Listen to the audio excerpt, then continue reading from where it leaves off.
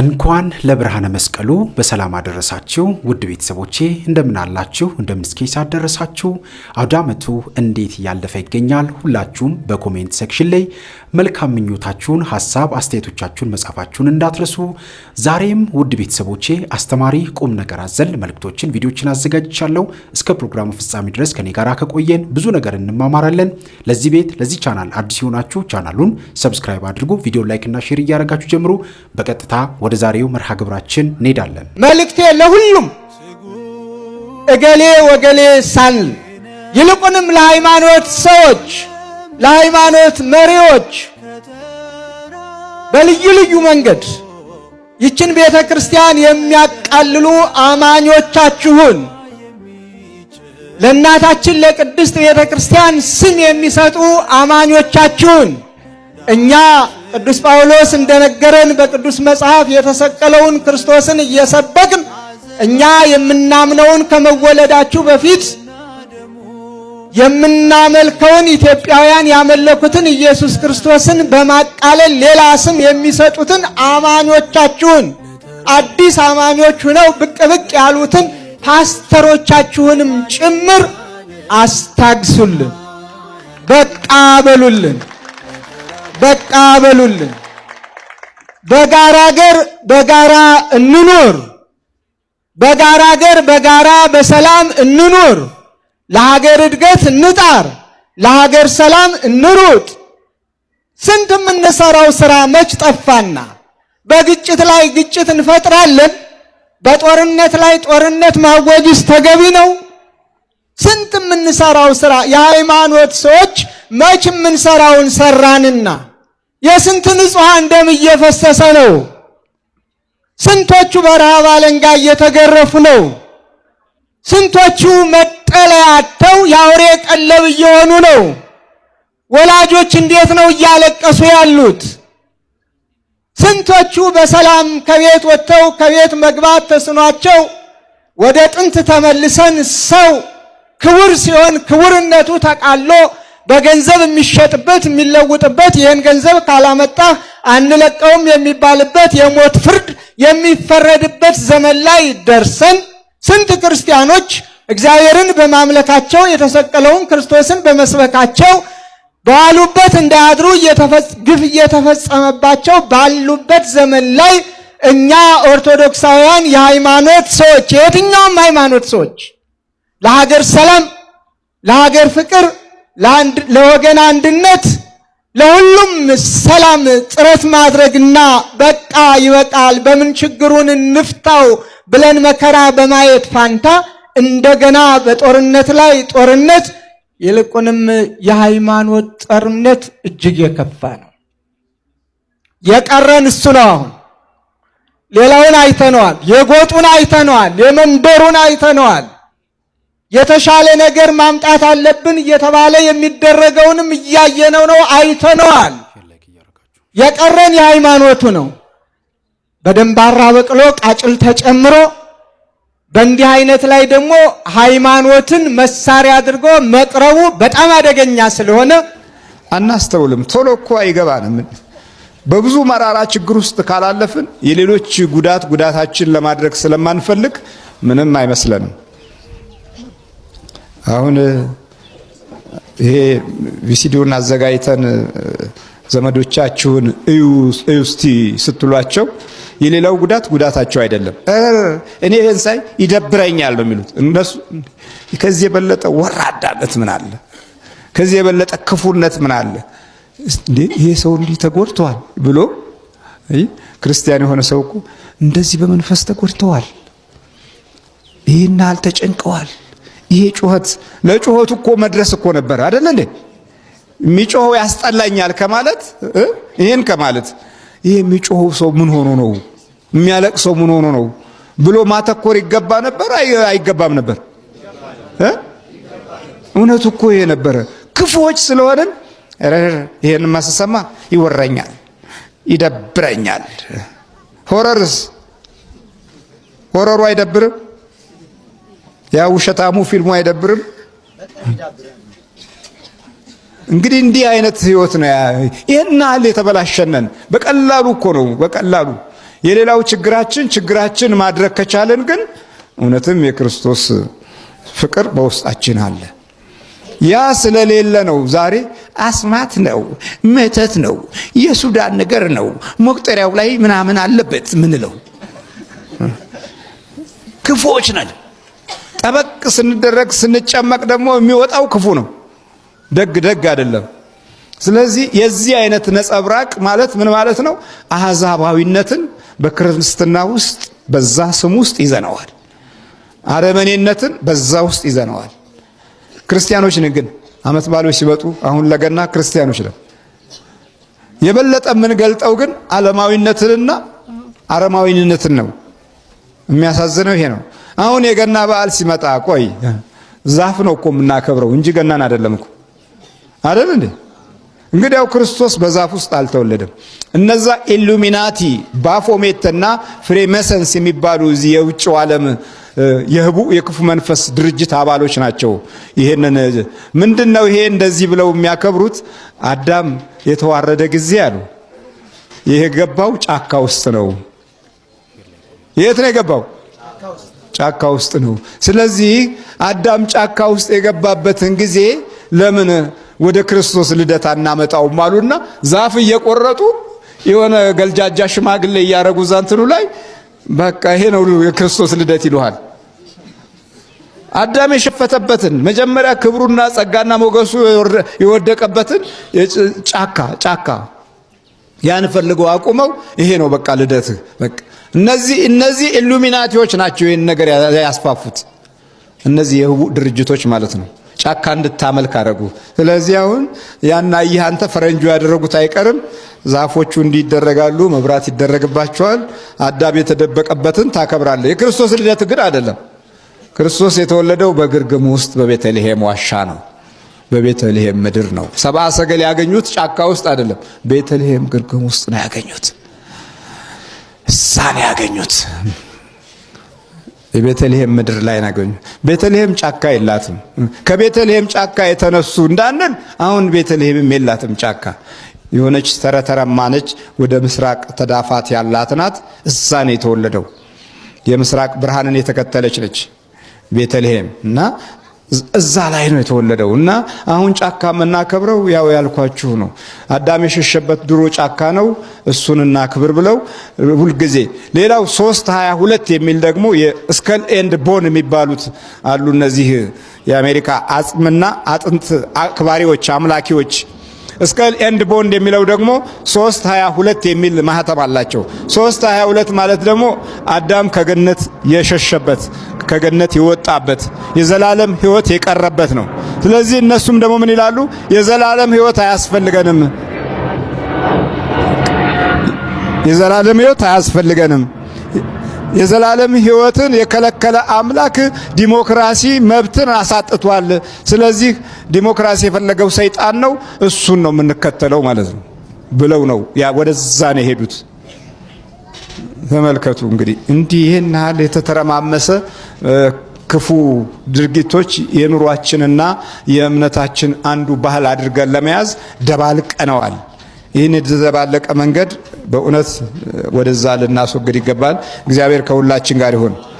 ጠባቂያችን ኢየሱስ ክርስቶስ ደግሞ አላቸው፣ እውነት እውነት እላችኋለሁ እኔ የበጎች በር ነኝ። ከኔ በፊት የመጡ ሁሉ ሌቦችና ወንበዴዎች ናቸው፣ ዳሩ ግን በጎቹ አልሰሟቸውም። በሩ እኔ ነኝ። በእኔ የሚገባ ቢኖር ይድናል፣ ይገባል፣ ይወጣልም፣ ማሰማሪያም ያገኛል። ሌባው ሊሰርቅና ሊያርድ ሊያጠፋ እንጂ ስለሌላ አይመጣም። እኔ ሕይወት እንዲሆንላችሁ እንዲበዛላችሁ መጣሁ አለ። ሌባው ሶስት ነገር ነው። ሊያርድ፣ ሊሰርቅ፣ ሊያርድ፣ ሊያጠፋ ይመጣላል። ለዚህ ነው አሁን ይሄ ክፉ መንፈስ እዚህ ሲናገር ልገለው የሚለው። ከሳምንት በኋላ ደወለልኝና የዝሙት መንፈስ መምህር ከቤተሰብ ከዛርም ይወረሳል እንዴ አለኝ። አዎ አባትህ እናትህን ያገቡት በመስተፋቅር ከሆነ እናትህም አባትህን ያገቡት በመስተፋቅር ከሆነ እንደገናም ስንፈተ ወሲብ ኖሮባቸው አባትህ የስንፈተ ወሲብ አሰርተው የተወለድከው በዚህ አይነት ሲስተም ከሆነ እንደገናም ሕፃን ሆነህ ደግሞ በዝሙት አይን ያየች አንተን በዝሙት ሴቶችም አድገህም ቢሆን በዝሙት ያዩ ካሉ አብሮም ደግሞ ሊያድግ ይችላል የቡዳ መንፈስ እንደማየህም ቆንጆ ነህ እና ያ ሊሆን ይችላል ስለ ጊዜ ላግኝህ አለኝ። እሺ ተገናኘን። በስልክ ነበር ብናወራ ተገናኘን። ከዛ በጣም ደነገጠ። መምህር እኔ በጣም የተለየው ሰው ነኝ አለኝ። ምን ነው ስለው ለማንም አትነግርብኝም አለኝ። እኔ ለማንም አልነግርብህም ራስህ ፈቅደህ ካላደረግከው በስተቀር። ኧረ እኔ ከሁሉም ከአብዛኞቹ ሴቶች ጋር ተኝቻለሁ እኮ ምናምን አለኝ። ሙሴ ሆነ አልኩት። አዎ። ታዲያ እንዴት ነው ይሄ ነገር የሚሆነው አልኩት። ኧረ በዚህ ምክንያት እንኳን የጠፉ አሉ። በዚህ 14 ዓመት ውስጥ የጠፉ ስልህ ከማህበር የወጡ ማለት ብቻ ሳይሆን እምነት የቀየሩ አሉ፣ ሌላ አረብ ሀገር ይሄዱ አሉ፣ ከማህበር ወጥተው ዱርዬ ሆኑ አሉ። አሁንም ሙሴ ሆኜ ሲያገኙኝ የሚሰድቡኝ አሉ። ግን ያው በቃ ምንም ማድረግ አልችልም፣ እዚሁ መሆን ይሻላል ብዬ ነው አለ። በቃ እየተሰደብክም ቢሆን ጽዋው መያዝህ በጣም ትልቅ ነገር ነው። ግን አሁን እሱ እንዴት ነህ ዝሙት መንፈስ ስለው ጊዜ የሆነች ልጅ መታ በጣም ከሰደበችኝ በኋላ ይሄን ነገር አቆሚያለሁ፣ ግን ግለሰብ ችግር አለብኝ፣ ወደዛ ተቀየረብኝ አለኝ። በቃ የዝሙት መንፈስ ዋና ነው ማለት ነው። በደንብ አዳምጥ፣ ስገድ፣ ጾም፣ ጸልይ ያልኩት እሺ አለ። በደንብ እያዳመጠ ከ6 ወር በኋላ ተገናኘን። ማህበሩ ላይ ሄጄ አላስተማርኩም። በጣም ጎበዝ ሆኖ ስራ ሰርቶ ጠበቀኝ። ምንድን ያረከው መምህር? የሆነ ብዙ ነገር አድርጌያለሁ አለኝ። ምንድን ያረከው ስለው እንገናኛለን። ከዛ ተገናኘን። ካፌ እንደተገናኘነውና ምንድን እስቲ እቺ ልጅ አያት አለኝ። አዎ እቺ ልጅ ከማህበራችን ከወጣች 1-3 ዓመት ሆኗት ነበረ። ወደ ፕሮቴስታንቶች ቸርች መሄድ ጀምራለች፣ ግን ጴንጤ አልሆነችም ነበረ። ዝም ብላ ትሄዳለች። በእኔ ምክንያት ነው። ባየችኝ ቁጥር ትላለች መንገድ ላይ እና በጣም ነው የምታናደኝ የነበረችው። አሁን ግን ቀርቢያት ላገኝሽ ላናግርሽ ፈልጋለሁ ብያልኳት። ምክንያቱም እንደምትወደኝ አውቃለሁ። ትወደኛለች። ከሷ ጋር የሆነ ጊዜ አሳልፌ እሷን ትቻት ከሆነች ልጅ ጋር ስቀጥል ታናደደችብኝ። አሁንም ላገኝሽ ስላት እሺ አለችኝ። ምለውን ለመስማት ፈልጋ ነው የነበረው አለኝ። ከዛ ስለው ጊዜ እኔ ይኸውልሽ የመምህር ተስፋዬን ትምህርት እንደዚህ አዳምጬ ቀሲስ ሄኖክን የመምህር ግርማን ትምህርት አዳምጬ የዝሙት መንፈስ እንዳለብኝ ተረዳሁ። እንደገናም የቤተሰብ የዛር መንፈስ ከቤተሰቦች የመጣ እናቴ አባቴን በመስተፋቅር እንዳገባችሁ አወቅኩኝ።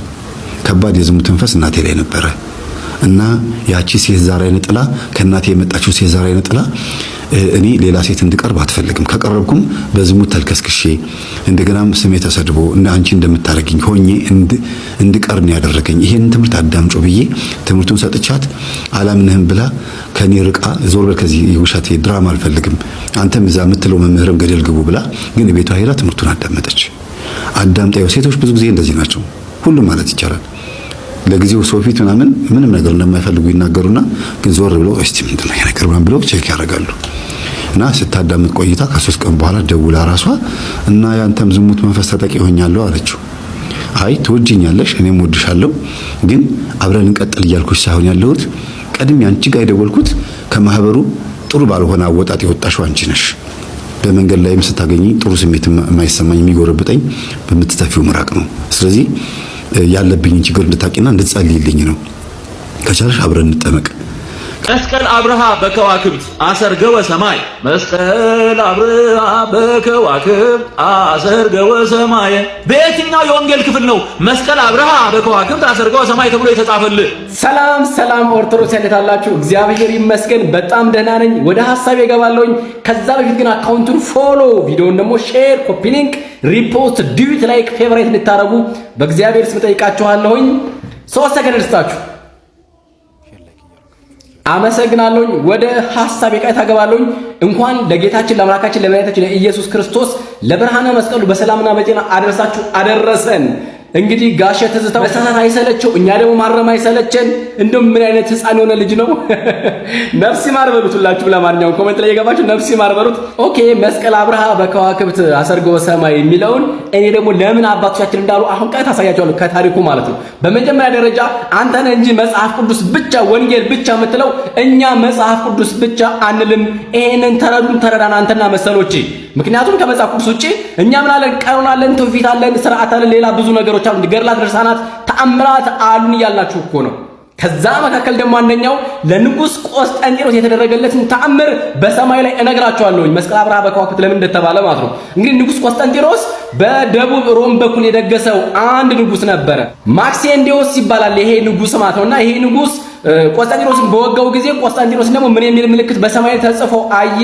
በዚህ ድል ታደርጋለህ የሚል በሰማይ ላይ በመስቀል ቅርጽ ተሰርቶ አየ፣ ወይም ደግሞ ተጽፎ አየ ማለት ነው። ከዚያም በኋላ ለእናቱ ነገራት፣ ያለውን ነገር ጦሩንም ደግሞ መረመረ ለምን እንደሆነ ምናምን ብዙ ታሪኮች አሉ። እሱ ዘለዋለሁ። ከዚያም በኋላ በፈረሶቹ ላይ አሰረ ያንን የመስቀሉ ምልክት በጋሻው ላይ አደረገ። በብዙ ነገሮች ላይ የመስቀል ምልክት አደረገ። ከዛም በኋላ ጦርነት ገጠመ። ሄዶ ድል አድርጎ መጣ። ከዚያም በኋላ ለንግስት እሌኒ ሲነግራት ንግስት እሌኒ ደግሞ በ327 ዓመተ ምህረት ወደ ኢየሩሳሌም ሄዳ ከክራሱ ጋር ያለው ነገር የምታውቁት ነው። መስቀሉን አስወጣች ማለት ነው በእግዚአብሔር ተአምር። ይሄ ነው ምክንያቱ። ከዛ ውጭ ግን አንተና መሰሎች የመስቀል ጠላት ስለሆናችሁ ሁልጊዜ መስቀል ላይ ቅዱሳን ላይ አፋችሁን ታለቃላችሁ። የዘንዶውን ምላስ ቃል አቀባይ ሆናችሁ አሁን ድረሳላችሁ። ለሱ ነው መጽሐፍ ቅዱስ ምን እንደሚላችሁ እነግራችኋለሁ ስለ መስቀል ማለት ነው። አንደኛ ቆሮንቶስ ምዕራፍ 1 ቁጥር 13 ላይ የመስቀሉ ኃይል ለሚጠፉት ሞኝነት ለኛ ለምንድን ግን የእግዚአብሔር ኃይል ነው ይላል። አንደኛ ያዙልን የመስቀሉን ኃይል ማለት ነው። ቆላሲስ ምዕራፍ 2 ቁጥር 14 ላይ እንደዚህ ይላል በእኛ ላይ የነበረውን የሚቃወመንን በትእዛዛት የተጻፈውን የዕዳ ጽሕፈት ደመሰሰው እርሱንም በመስቀሉ ጠርቆ ከመንገድ አስወገደው ይላል። ወሰጠጠ መጽሐፈ ዕዳሆሙ ለአዳም ወለሔዋን የሚለውን የሰኞ ውዳሴ ማርያም ላይ ያለው አስባችሁታል? የሚገርም እኮ ነው ቃል ማለት ነው። እቀጥላለሁ። እኛውንም ደግሞ ፊልጵስዩስ ምዕራፍ 3 ቁጥር 18 ላይ ደግሞ እንደዚህ ይላል ብዙዎች ለክርስቶስ መስቀል ጠላቶች ሆነው ይመላለሳሉና ብዙ ጊዜ ስለ እነርሱ አልኋችሁ አሁንም እንኳን እያለቀስሁ እላለሁ ይላል ቅዱስ ጳውሎስ። ስለ እነዚህ ሰዎች እያለቀሰን የሚነግራችሁ ለክርስቲያኖች ማለት ነው። ለትንሣኤውና ለመሰሎቹ ለክርስቶስ ጠላት ለመስቀሉ ጠላቶች ማለት ነው። እግዚአብሔር ልቦና ይስጣችሁ። በእውነት እንዴት የዚህ ጠላቶች ትሆናላችሁ? እናንተና መሰሎቻችሁን እኮ ነው የአጋንንት ልጆች ስለሆናችሁ እናንተ ከአባቶች ከዲያብሎስ ናችሁ እንዳለ ክርስቶስ አንተና መሰሎችን እኮ ነው ጠርቆ ከኛ መንገድ ላይ ያስወጣችሁ እግዚአብሔር አምላክ። ያውቃል ቤቱ እንዴት ማጽናት እንዳለበት። ለሚፈሩ ምልክትን ሰጣቸው ይላል። ይሄ ምልክት በቅዱስ ዮሴፍ የተነገረው መስቀል ነው። ለምንፈራውኛ መስቀሉን ነው የምንይዘው። ይሄና መሰሎች እጅግ በጣም ብዙና በርካታ ስለ ጌታችን ስለ አምላካችን ስለ ኢየሱስ ክርስቶስ የከበረ መስቀል ደሙ የፈሰሰበት መስቀል ላይ ብዙ ነገር ተነግሯል። ሌላ የሚገርማችሁ አንድ ነገር ማለት ነው ጌታችን አምላካችን ኢየሱስ የተሰቀለበት መስቀል በብሉይ ኪዳን የእርግማን ምልክት ነበረ። ወንበዴዎች የተረገሙ ሰዎች የሚሰቀሉበት ነበረ። ክርስቶስ ግን የእርግማን ምልክት የቅድስና ምልክት አደረገው፣ የድህነት ምልክት አደረገው። ስለዚህ እኛ ለምን መስቀሉን አንሰግድም? እኛ ለምን መስቀሉን አናከብርም? ከጠላት ከዲያብሎስ ውጪ መስቀሉን የሚያጣጥል ማንም የለም።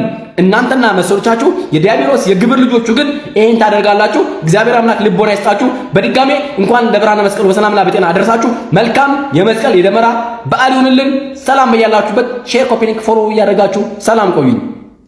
ገብረ መስቀል ከዛም በኋላ በምንመለከትበት ጊዜ ለምሳሌ ላሊበላ ሚስቱ ራሱ ስሟ መስቀል ክብራ ነበረ። ቤተ መስቀልን ሰርታለች እና ገብረ መስቀል፣ ዓመተ መስቀል፣ ሁለተ መስቀል ክርስቲያኖች ራሱ ልብሳችን ትዕምርተ መስቀል፣ እናቶች እንኳን በኋቃውን እንትን ሲሉ በትዕምርተ መስቀል፣ ባህላዊ ልብሳችን ትዕምርተ መስቀል፣ አልፎ ተርፎ ደግሞ ንቅሳት ጭምር በትዕምርተ መስቀል ይነቀሱ የነበሩ ህዝቦች ናቸው። ይህ ብቻ ሳይሆን ደግሞ ለመስቀል ደግሞ ቅዱስ ያሬድ በጣም በርካታ ድርሰቶች ደርሷል።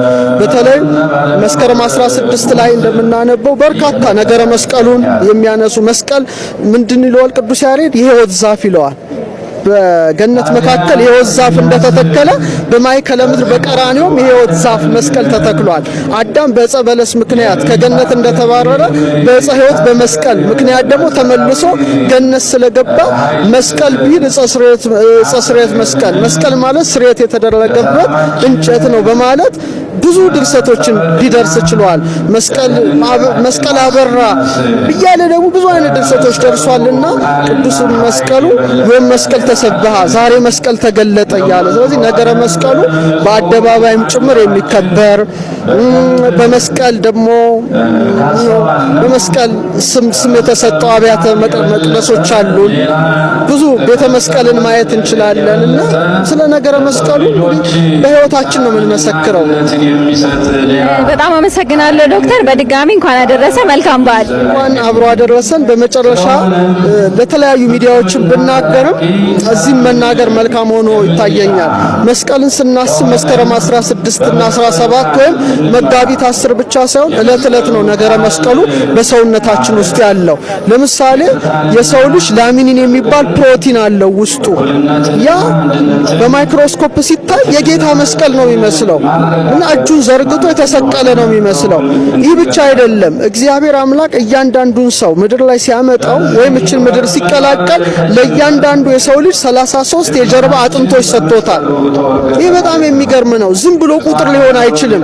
ምክንያቱም የራስ ቅል የምትባል ጎልጎታ ላይ በ33 ዘመኑ ነው ጌታችን 33 ዓመት ከ3 ወር ላይ የራስ ቅል ይላታል ጎልጎታ ላይ ተሰቅሎ ስጋውን ቆረሰ፣ ክቡር ደሙን አፈሰሰ እና ዛሬ በርዕሰ ልቡናችን እንደ ጎልጎታ በራስ ቅላችን ላይ የጌታ መስቀል ሁሌ ተተክሏል።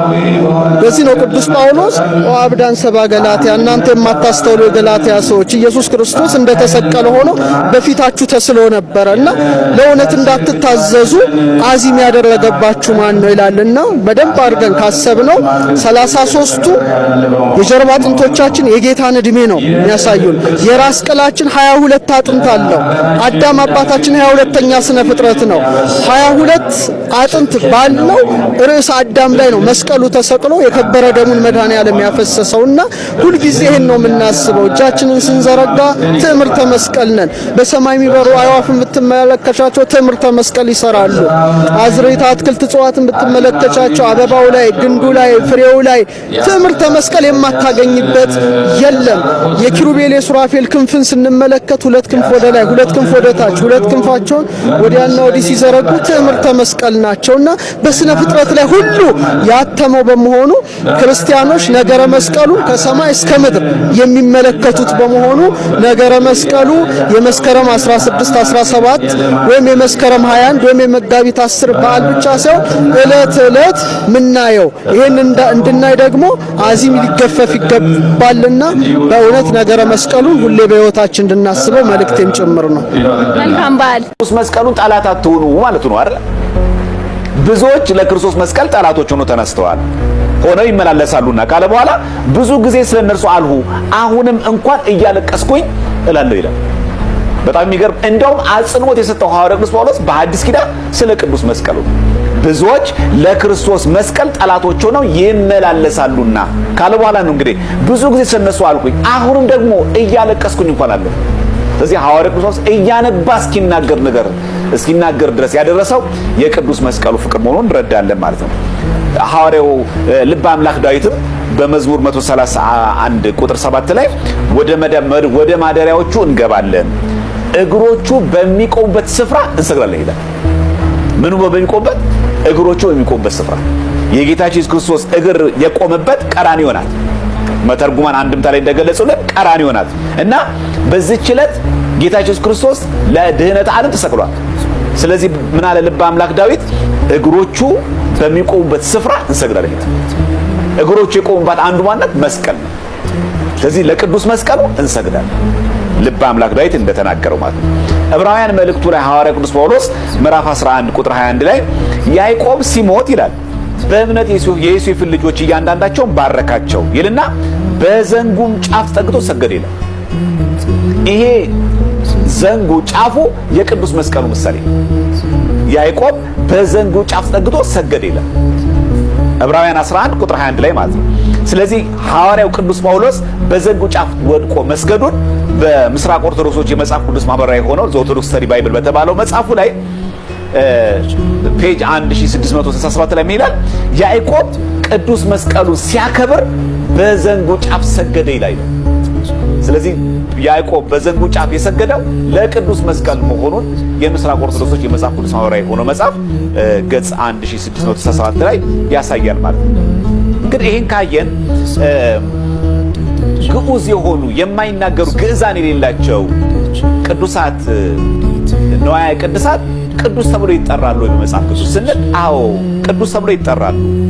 በመጀመሪያ ቅዱስ ተብሎ መጠራት እግዚአብሔር አምላክ እንደነገረን እኔ አምላካችሁ እግዚአብሔር የጠራችሁ እግዚአብሔር ቅዱስ ነውና እናንተ በኑሯችሁ ሁሉ ቅዱሳን ሁኑ። ስለዚህ ቅዱስ መሆን ለሰው ልጆች የተሰጠ ተግባር መሆኑን እንረዳለን ማለት ነው። እንግዲህ እግዚአብሔርን በመምሰል ደግሞ መኖር ደግሞ ምን ማለት እንደሆነ ደግሞ እንመለከታለን ማለት ነው። ከዚህ ጋር ተያይዞ ስለ ቅዱስ ንዋየ ቅድሳት ቅዱስ መባላቸውን እኔ ለምሳሌ የቃል ኪዳኑ ታቦት ቅዱስ ተብሏል። በሁለተኛ ዜናው መዋዕል ምዕራፍ 35 ቁጥር 3 ላይ ቅዱሱን ታቦት የእስራኤል ንጉሥ የዳዊት ልጅ ሰለሞን በሰራው ቤት ውስጥ አኖሩት ይላል። ምኑን ታቦት? ቅዱሱን ታቦት። ከግራር እንጨት የተሰራው ያ ታቦት ምን ተባለ? ቅዱስ ታቦት ተለይቷል። አሁን ስሪቱን ትቷል። እኛ ከምድር አፈር አበጀን እግዚአብሔር አምላክ፣ ግን ምንድነው? ሰው ነን። ከአፈር ብንበጅም ግን ሰው ነን። ልክ እንደዚህ ሁሉ ስሪታችን ተቀይሯል። አሁን ደግሞ በክርስቶስ ደም የተዋጀን በዋጋ ተገዝታችኋል እንጂ የራሳችሁ አይደላችሁ ማለት ያለ የተዋጀን ነው። ስለዚህ እኛ ክርስቲያኖች ተራ ሰዎች አይደለንም። ያመን አማንያን ነን። የእግዚአብሔር ደግሞ ልጆች ሆነናል ደግሞ በጥምቀት። ይሄን እንረዳው ይገባል። ስለዚህ ታቦቱ ምን ተባለ? ቅዱሱ ታቦት ተባለ። ስለዚህ ንዋየ ቅዱስ ሆነው ቅዱስ ይባላል። ቅዱሱን ታቦት ይላል ሁለተኛ ዜና መዋዕል ምዕራፍ 35 ቁጥር 3 ላይ። የቤተ መቅደስ ንዋየ ቅዱሳት ራሱ ቅዱስ ይባላል። አንደኛ ዜና መዋዕል ምዕራፍ 23 ቁጥር 28 ላይ ቅዱሱን ዕቃ ሁሉ ለማንጻት ይላል። ልበሉ፣ ቅዱሱን ዕቃ ለማንጻት ነው የሚለው። ምን ተባለው? ዕቃው ምን አለው? ቅዱሱን ዕቃ ነዋዩ ማለት። በድጋሚ እንኳን ለብርሃነ መስቀሉ በሰላም አደረሳችሁ። እንግዲህ አውደ ዓመቱን እግዚአብሔር አምላካችን የበረከት የሰላም ያደርግልን። እንግዲህ በዛሬው ቆይታችን እነዚህንና መሰል ጉዳዮችን ለመዳሰስ ለማየት ሞክረናል። በቀጣይም እንደዚሁ የሚያነቁ የሚያበረታቱ መንፈሳዊነታችንን ከፍ የሚያደርጉ ትምህርቶችን ይዤላችሁ እስከምንገናኝ ድረስ የቅዱሳን አምላክ ከሁላችን ጋር ይሁን። ይህንን ቻናል ለብዙ ሰዎች ተደራሽ እንዲሆን ሼር፣ ላይክ፣ ሰብስክራይብ ማድረጋችሁን እንዳትረሱ። ሀሳብ አስተያየቶቻችሁን፣ ጥያቄዎቻችሁን መጻፋችሁን እንዳትረሱ። እግዚአብሔር አምላካችን ሁላችንንም በያለንበት ያግዘን፣ ያበርታን፣ ጉልበት፣ ኃይል፣ ሞገስ ይሁነን። ይቆየን። አሜን።